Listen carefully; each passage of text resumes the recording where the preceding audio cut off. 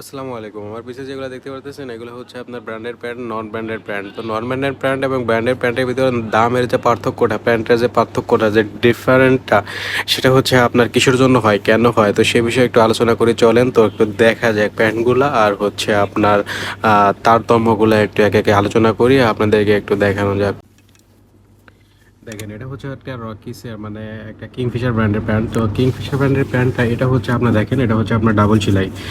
এটা হচ্ছে আপনার ডাবল সেলাই। আর একটা যে নর্মাল প্যান্টগুলো এটা হচ্ছে আপনার এক্সপোর্টের, এটা হচ্ছে দেখেন আপনার সিঙ্গেল সেলাই।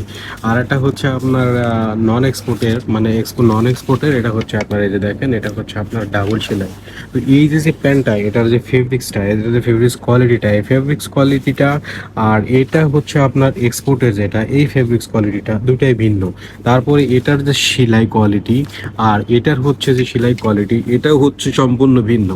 আর এইগুলোর হচ্ছে আপনার যে সেলাই কোয়ালিটি, যে ডিজাইন কোয়ালিটি, যে স্ট্রাকচারগুলা, এই যে দেখেন আপনার কি সুন্দর করে লেভেল করে সেলাই দেওয়া হয়েছে, এগুলো হচ্ছে টোটালি ভিন্ন। এই যে দেখেন, তো এইগুলোর হচ্ছে আপনার এগুলোর উপরে হচ্ছে আপনার ডিপেন্ড করে প্রাইসটা।